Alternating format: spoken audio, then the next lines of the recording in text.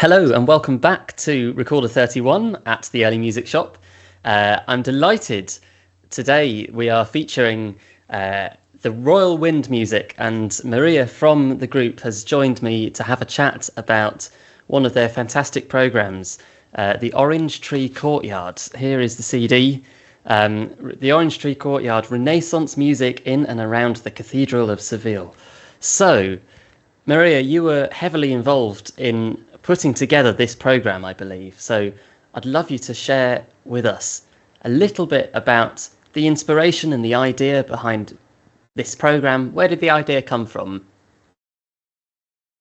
Well, it's a bit of a personal program in that, well, I've chosen the music and I've chosen to prepare a collection of pieces around this very special building.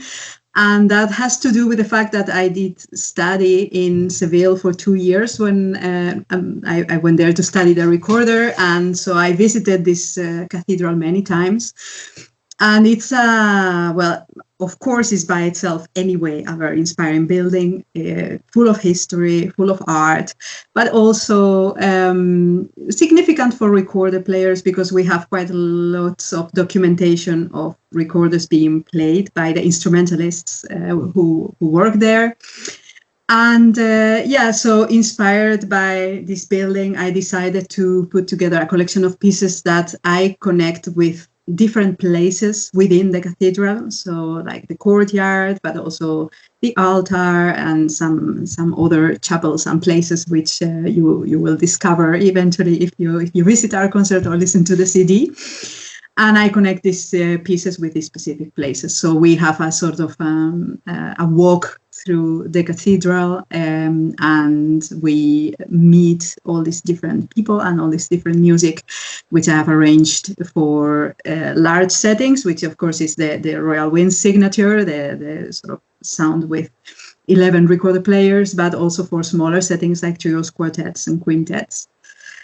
And that is the seed which where the whole program comes from. And well, there would be enough material to make 5 programs like this, considering the incredible musicians who worked in this cathedral, and the amount of art and connections you can make anyway, starting from this building. But this is the result for now. So. And it's fantastic that it has these connections for you. And as you say, it's not just a collection of pieces. It really feels like you are sort of taken on this journey around the building, and you sort of see all the different places kind of through the music. How did you go about choosing which pieces belonged in which section of the cathedral? Was it that they had particular sort of connotations already in their existence, or was it more of a personal thing that a piece of music reminded you of a particular place? There's a bit of both. Like, for example, when I went about finding music that I would associate with the tower of the cathedral, I went a little bit more freewheeling, and I imagined, I remembered going up to the tower and looking over the city, and then I know that there was this incredible cultural life in Seville in the 16th century. And when you are standing on top of the cathedral or at the cathedral tower and you look over the city, you imagine like people in the houses would be meeting to make music, to read poetry, to talk about theology, and all these people also came naturally, of course, to the cathedral to either because they were priests themselves or simply because they came to join the services. So there's this direct connection between the cathedral and the musical and cultural life of the city in a not necessarily on a religious sense. So that inspired me to arrange some music for the vihuela, for example, which was super popular at the moment. This instrument is what the lute was in Italy or in England in the later on.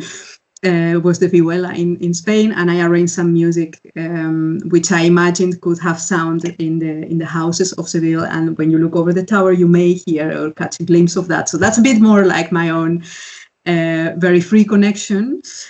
But then there are other connections in the program that are more concrete. Like, for example, there's a specific chapel where Francisco Guerrero is buried. His tomb is there. And then it's very direct to connect some funeral music and music that has to do with this specific person. Then it's chosen because of this concrete connection. So there's a little bit of both, but I would say in general, of course, it's rather free. I know these places, and I know the musicians who worked in the cathedral, and then that's how I started looking for repertoire. There is also, for example, an incredible library at the Seville Cathedral, and some of the music also comes from books that are literally still there. So that's why it's so easy to find these connections, and there's a lot of choice. I started working with repertoire I knew because since it's 20 years ago or 25 years ago that I studied in Seville, and I have always been interested in this repertoire. So I started from there, and I pulled the thread a little bit wherever it was necessary. But I have to say it went pretty quickly because there is so much material. It's fantastic, and there's something quite special, isn't there, about making a program of music that is so personal and is about a place that you know as well as you do with the cathedral here, and that comes across, I think, in the program. It's fantastic. One of my personal kind of highlights from the program is actually right at the beginning. You have this amazing improvisation, and I'd love you to talk a little bit about that, the history behind that, and the mode that's used, and everything. It's so atmospheric as a starting point for the album. It sort of paves the way for the rest of the music really, really beautifully. So much so in the fact that the first sort of tune proper, if you like, comes straight out of it, doesn't it? The drones continue over from track 1 to track 2 of the album. It feels like it just flows so effortlessly. Could you tell us a little bit about that improvisation? Because that's fascinating to me. Thank you. Well, this was my wish when I made the program, was to acknowledge that the cathedral was built on the site of the old mosque. So that there's this, of course, this whole Islamic or past for the city and for the cathedral itself. But I found it very difficult to do this in a manner that was respectful and that would not be like, I for sure didn't want it to sound like disrespectful to another musical tradition, which is not my own. So I doubted a little bit how to do it, but I thought the solution was very good because I try to inform myself about improvisational practices from the Andalusian music, and got some literature about it and spoke to a few people, and then found this particular form called istighbar, which is it's a free improvisation that would be preceding some lengthy piece, and I decided to make an improvisation based on that practice. And basically it's an exploration of a certain mode. In our case, we chose a mode that has to do with contemplation, and of course contemplation is exactly what I feel myself, or this feeling of being involved in the silence of the cathedral, and you feel this spiritual presence. So I thought this mode, which is actually quite similar to our Dorian mode, but of course with all kinds of not just the scale, but also lots of different motifs and ornaments that are typical for it. This is what we chose to have in our improvisation, to create that atmosphere of contemplation and at the same time have a hint for this Andalusian music and for this Islamic past of the cathedral. And it's actually a very simple improvisation in that we just took this mode and we informed ourselves about some of the typical melodic features of it, and we tried to translate them and to use them in an improvisation in which every member of the group has a few seconds, the chance to improvise. while the rest are all playing just basically one pedal note throughout, a little bit decorated. And well, this provided that atmosphere, and I think it has become indeed quite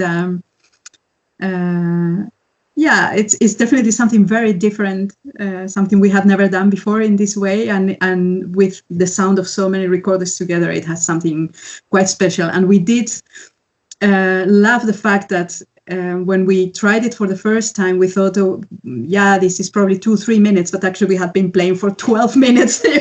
Like you really come into this atmosphere, and the time stops, and you get so into it that you sort of don't notice the pass of time. And I think that's in that sense, it goes well with that idea of contemplation when you are so into yourself and feeling the space around you. Absolutely, that's so lovely to hear about that, and as you say, the atmosphere, that contemplative mood, so comes across. It's really brilliant, and of course it's helped by the wonderful expansive sound that you can achieve with such a big consort. As you said, 11 players in the Royal Wind Music, with recorders of all sorts of different pitches, including instruments, of course, by the very much missed Adriana Breuking, to whose memory the album is dedicated. Yes.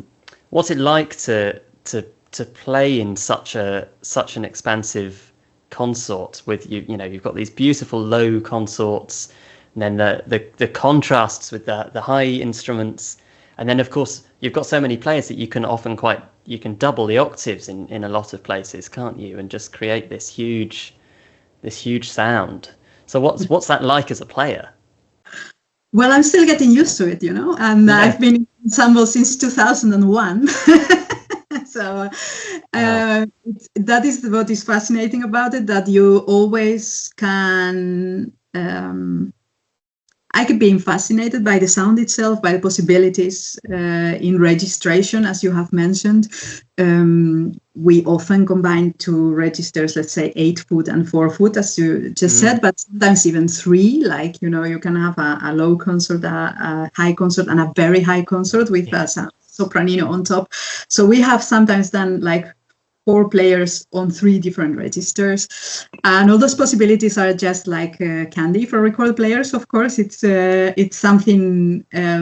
Perhaps it's one of the best things of the recorder, that you can play an instrument that's 3 meters tall, or you can play a really tiny instrument that's very light and agile, and one player can in principle do all of that and have all these different roles. And within the ensemble, the Royal Wind Music, this is also possible. So I love changing roles within the group, and playing middle lines is something that's very different than being on the top line and more in charge of that upper part of the sound. So well, it's just really fascinating. It's very demanding because, as you know, we also perform from memory,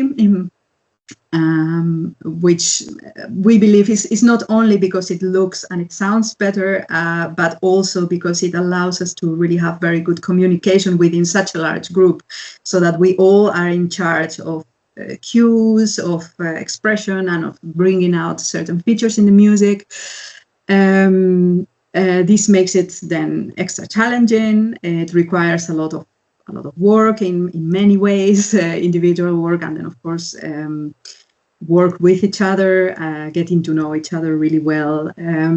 But yeah, as I said, well, how it is addictive to the point that almost 25 years later, I'm still there, and I don't plan to ever be completely disconnected from it, because it's worth the effort. I think when you hear our records and our concerts, I think there's also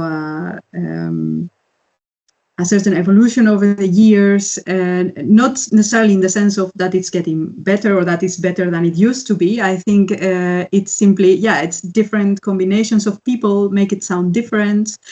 And it remains a great challenge to always come up with something new repertoire, new programs, and so that it stays interesting for ourselves and for our audience, hopefully. Absolutely, and in fact, that's led very nicely onto what I was going to touch on next, which is, of course, the Royal Wind Music has been going for, it's not quite 30 years, but it's getting towards 30 years now, I do believe, and as you say, you've been part of the ensemble for a large chunk of that time, and it must be a good feeling to be part of such a fantastic sort of legacy of recorder consorts. You know, the recordings you've made and the programs you've put together, but also, you know, it's a group that continues to look forward and find new inspirations, and as you say, members come and go. It must be a lovely thing to be part of for such a long time. Yes, absolutely, and of course the ensemble could only exist at first because we had Paul Leinhout founding it and directing it for 15 years. And this, yeah, he's like Adri, one of these visionaries of the recorder. He thinks, oh, this is a great idea. We have to make it possible. He made it work for so long, and then it was, with that impulse, we could find our own way of running it and of turning it into an ensemble without a conductor. This was only possible because of what had been all that groundwork that had been done before. And it was also very interesting and perhaps also challenging to have that transition from, you know, having a clear artistic leader who was also a teacher and, you know, going into a bit different way of working where everyone is more at the same level, but with a lot of responsibilities. And this was a very interesting time of the ensemble's history. And now we have a system in which a few people are in charge of artistic leadership, but everyone is truly very important because, like in any recorder consort, if one player is not 100% doing the right thing, you can always hear it. I think this is one of the most exposed musical settings that there are, and it doesn't matter how big it is, you need everyone to be there and to do their absolute best to achieve the best result. But because we have people who are that committed, and it doesn't matter if they are still students or if they have been in the ensemble for 25 years, if everyone is that committed, then you reach something that's truly magical, I think. And that's why we are also we're going for it, and we keep going for it. Oh, absolutely, and long may it continue. What a wonderful thing to be part of. So looking forward then, there's a few things that are on the horizon for the Royal Wind Music, and excitingly, there's a couple of big performances for this programme, the Orange Tree Courtyard, coming up, and we're recording this a few weeks ahead of time, but as you listen to this at the end of August, in a couple of days' time, on the 30th of August, the group will be headed to Utrecht to perform there at the festival, and even more excitingly for us here in the UK, the Royal Wind Music are coming to London and performing at the London International Festival of Early Music, of which the Early Music Shop is a proud supporter, and we're so excited that you're coming over and you're going to be part of the festival this year. Are you looking forward to it? Silly question. I bet you are. We really are. Yes, it's always we've performed in the festival in the past, and it is always really, really wonderful. It's also for myself, particularly exciting to be there with my own program and to be able to present it to the UK audience. But this is a festival with an incredible atmosphere, and we hope that all the recorder and early music lovers, which are many in the UK, are going to come and enjoy the beautiful music we have to present. And we look forward to meet everyone and to speak to them as well after the concert. And it's going to be really a celebration. So we're very much looking forward to it. Still a few months till November, but to wait. Absolutely, and it's lovely that you're part of the first program that's been put together with the new artistic director Eric Bosgraf, and all members of Royal Wind Music. Yes, yeah, absolutely, and lovely that he's chosen this performance for the festival, and I think it'll be a really special thing to have that music in the beautiful acoustics of St Michael and All Angels Church in Blackheath. Yeah, really lovely space for playing recorders in. So I'm sure you're going to have a lovely time. And there's a few other bits and pieces sort of on the horizon for the Royal Wind music. It would be nice to just sort of touch on those very briefly. That I believe there's new music, new recordings on their way pretty soon, I do believe. Absolutely. I think by the time we get to London, we will already have another CD in our pockets.